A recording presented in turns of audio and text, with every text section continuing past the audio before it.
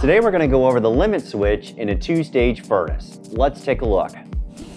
So the limit circuit in a two-stage furnace is going to be everything with the blue wire on it, and that kind of goes for the other furnaces that we make.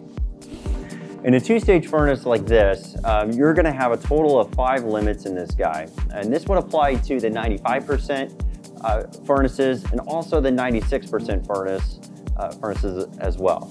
So what you're going to have here, just as a quick map out, you'll have your vent limit switch, you're going to have a main air switch, a rollout, all in your upper compartment, and then in your lower compartment here, you're going to have 2 blower limits on either side of your blower wheel. Now, you will have all of these limits, no matter what BTU the furnace is. All of these limits are going to be wired in series with each other, so if one were to trip on you, it's going to give you a limit fault code directly on your board. The main thing is, on your 12-pin Molex plug here, on your board, you're going to have a single blue wire coming out of that. Versus on your single stage furnaces, you're going to have 2 blue wires coming out of your plug on your board. On the two-stage furnaces, you're going to have a blue wire that's on your blower board, down here in your blower compartment, and this wire is going to be on a terminal labeled W. It's going to be all by itself, so if you look at a wiring diagram, that is where your limit circuit is going to start. So 24 volts feeds out of this blue wire, then goes through your limit switches in your blower compartment on either side of the blower wheel.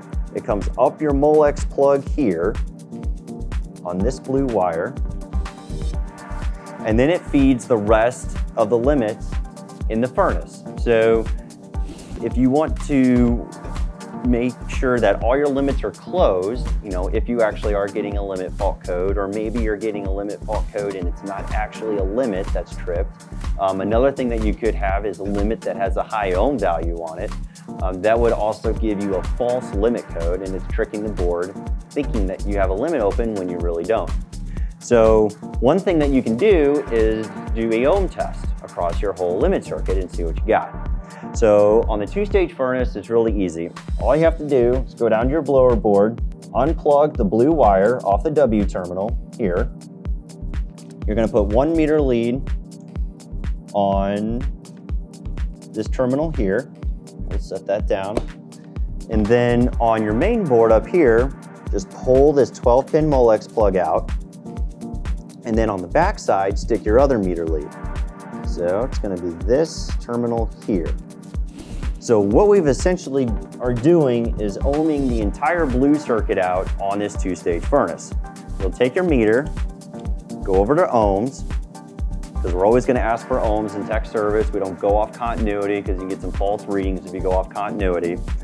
And what you're going to read is an actual ohm value.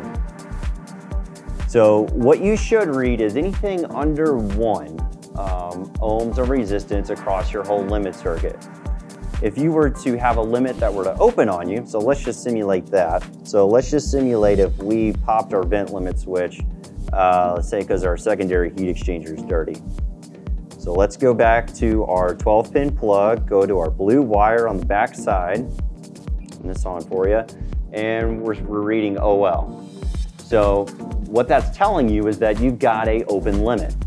Sometimes what we'll tell guys to do is ohm limit switches out individually, because if you have say a ohm value of like 10, for example, that could give you a false limit code on your board. And at that point, what you want to do is ohm each limit out and make sure that you're reading under 1 ohm of resistance. So, and again, we're not checking for continuity because we want an actual number in tech, and you do too in the field.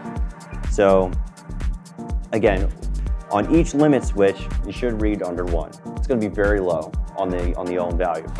That's a little bit on how you troubleshoot the limit circuit in a two-stage furnace. Thanks for watching. You can find more tips on edgetechhvac.com.